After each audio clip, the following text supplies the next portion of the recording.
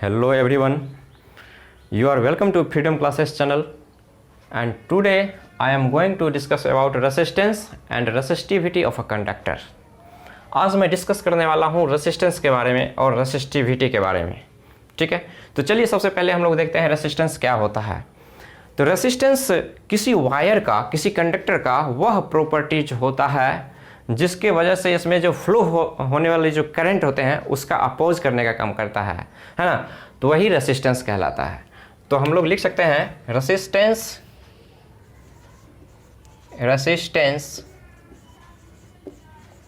Is that property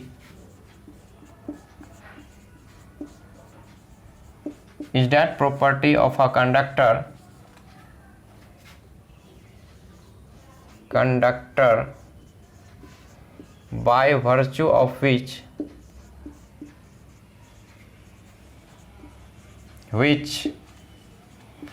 it opposes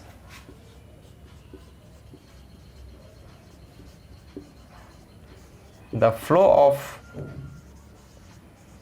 electric current, है ना। किसी सर्किट से पास होने वाले करंट को जो अपोज करने का काम करता है वो रेसिस्टेंस कहलाता है। ठीक है, तो चलिए अब हम लोग देखते हैं कि ये जो रेसिस्टेंस है वो किस किस फैक्टर पे डिपेंड करता है ना। Factors on which resistance depend. Next, factors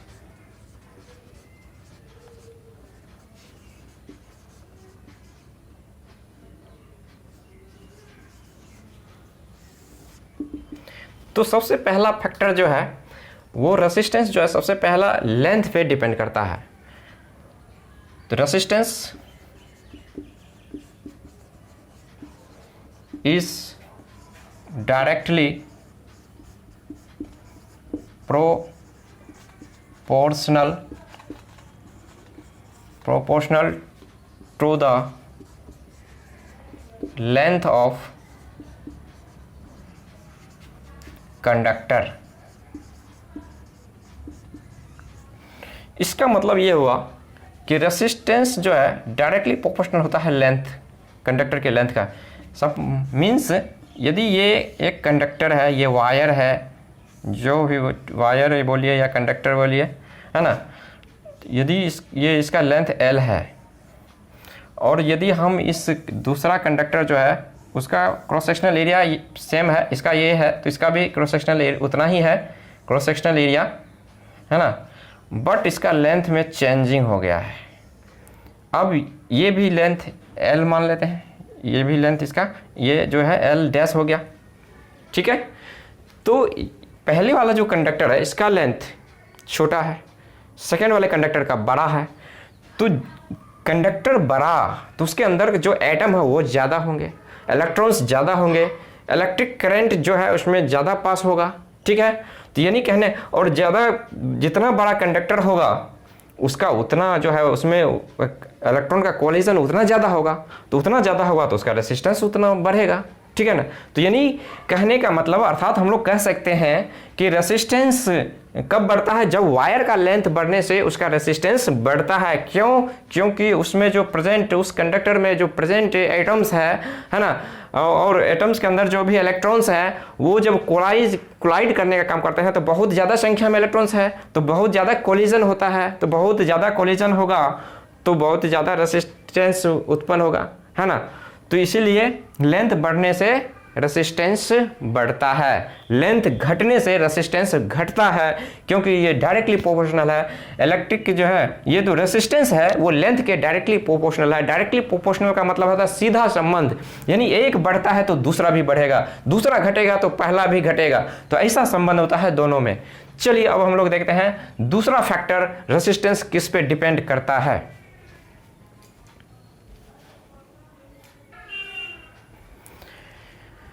चलिए अब हम लोग देखते हैं कि दूसरा फैक्टर, तो सेकंड फैक्टर है resistance is inversely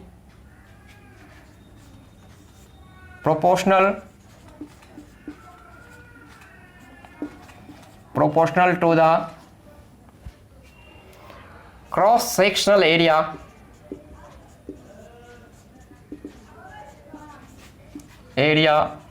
of a conductor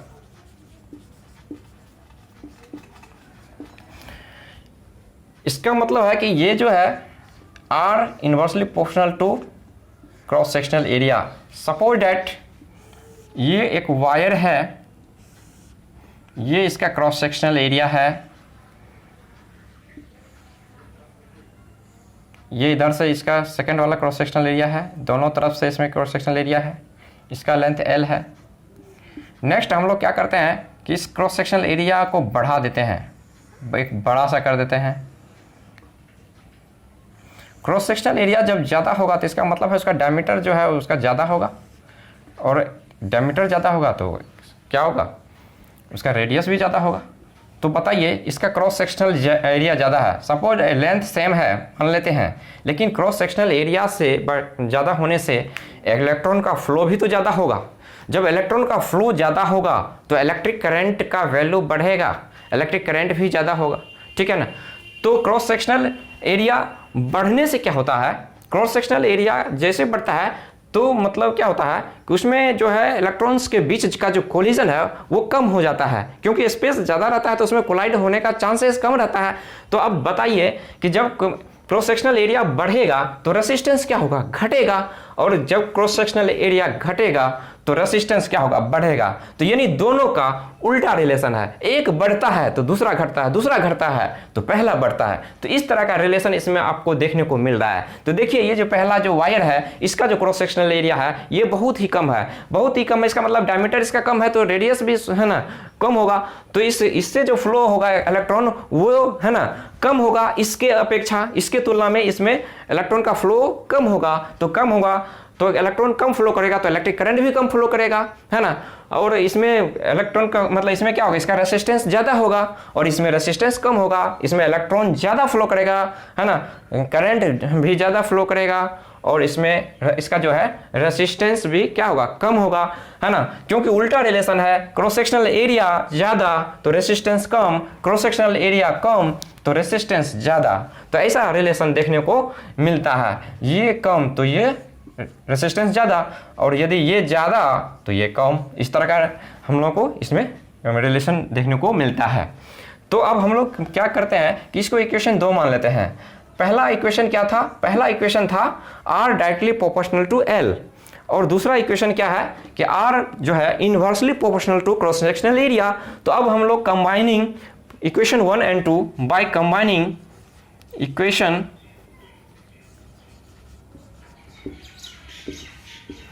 equation 1 and 2 we get, तो जैसे ही कंबाइन करेंगे इक्वेशन 1 और 2 को तो हम लोग को मिलेगा L है ना, R inversely L upon A। ये प्रोपोर्शनल का साइन जैसे ही हटेगा तो इसके बदले में एक कांस्टेंट आता है और उस कांस्टेंट का नाम है रेसिस्टिविटी, और दूसरा उसको हम लोग स्पेसिफिक रेसिस्टेंस के नाम से भी जानते हैं। तो यहाँ पे R equal to rho L बटा A, तो ये रेसिस्टिविटी है, हर वायर का है ना रेसिस्टिविटी होता है, ठीक है। तो चलिए अब इस पे है ना ये हम लोग को रो आ गया। तीसरा फैक्टर, ये तो हम लोग दोनों का रिलेशन निकाल लिए। तो चलिए तीसरा रेसिस्टेंस जो है, तीसरा फैक्टर किस पे डिपेंड करता है, रेसिस्टेंस डिपेंड करता है टेम्परेचर पे भी डिपेंड करता है। तो हम लोग लिख सकते हैं रेसिस्टेंस डिपेंड्स अपॉन टेम्परेचर, और रेसिस्टेंस किस पे डिपेंड करता है, मटेरियल पे भी, है ना, नेचर ऑफ मटेरियल पे भी। तो resistance depends upon nature of material, nature of material,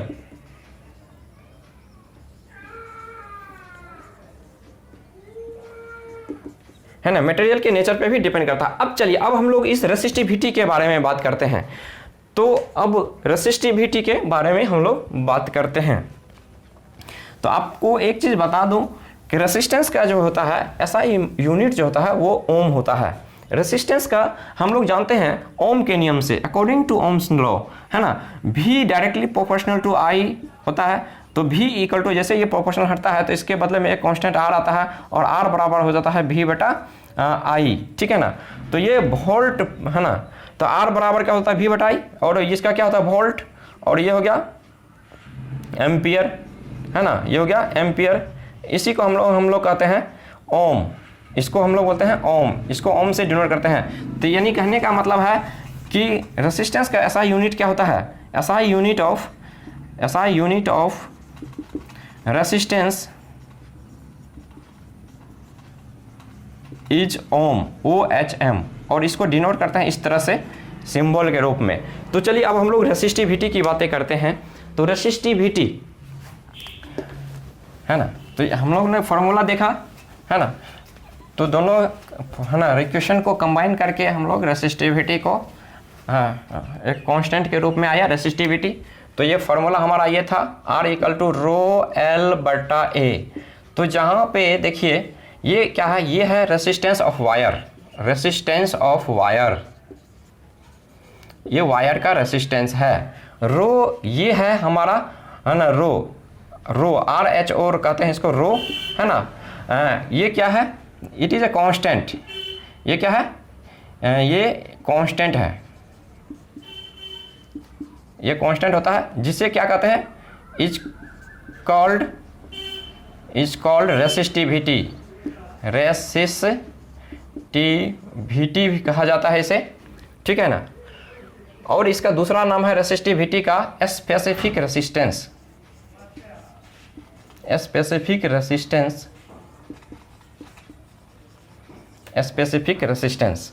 और ये क्या है, L क्या है, length of the wire, length of the wire. A क्या है, cross sectional area of the wire,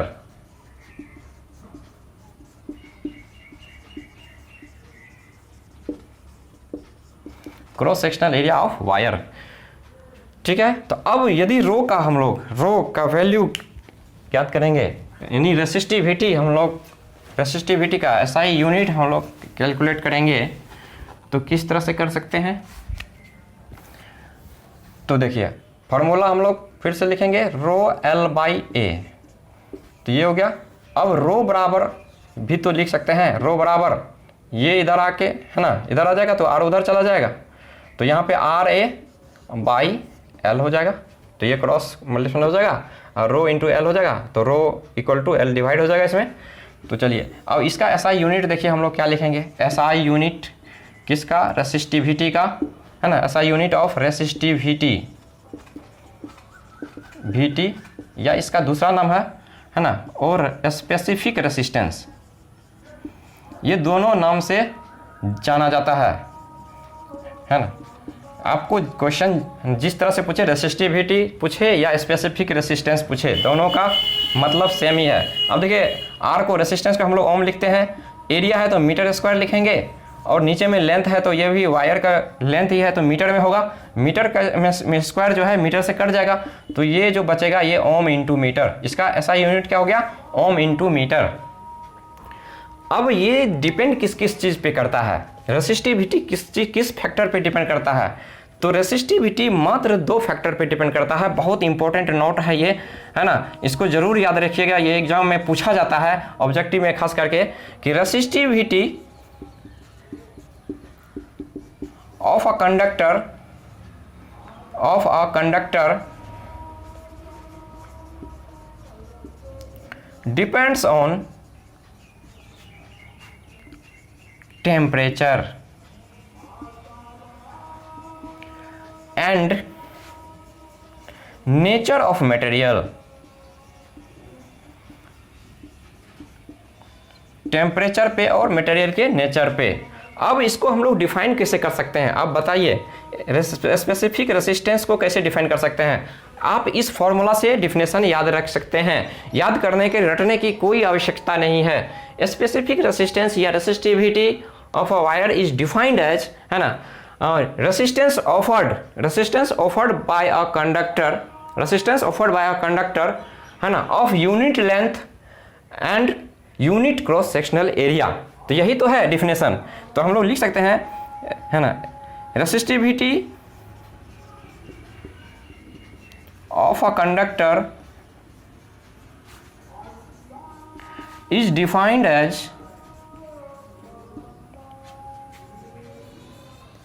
resistance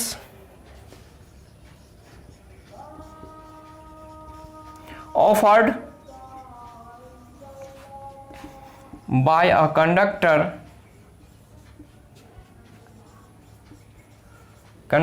offered by a conductor of unit length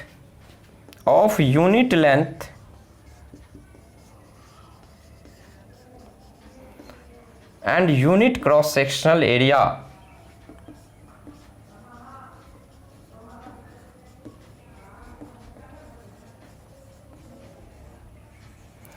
ये हमारा डिफिनेशन हो गया। तो इस तरह से हम लोगों ने दोनों में डिफरेंस भी देखा, इसमें है ना रेसिस्टेंस और रेसिस्टिविटी में। रेसिस्टेंस किस किस फैक्टर पे डिपेंड करता है, रेसिस्टिविटी किस किस फैक्टर पे डिपेंड करता है। रेसिस्टिविटी कभी भी लेंथ और क्रॉस सेक्शनल एरिया पे डिपेंड नहीं करता है। रेसिस्टिविटी सिर्फ और सिर्फ टेम्परेचर और नेचर ऑफ मटेरियल पे डिपेंड करता है।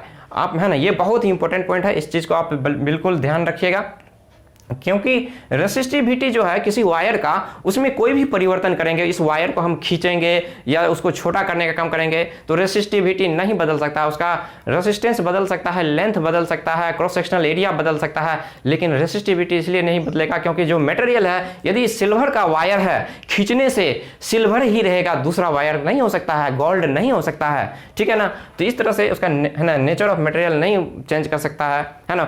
तो वही डिपेंड किस पे करता है, तो नेचर ऑफ मटेरियल पे डिपेंड करता है और टेम्परेचर पे डिपेंड करता है ना। यदि दोस्तों आप लोगों को वीडियो अच्छा लगे तो सब्सक्राइब कीजिए चैनल को और लाइक कीजिए।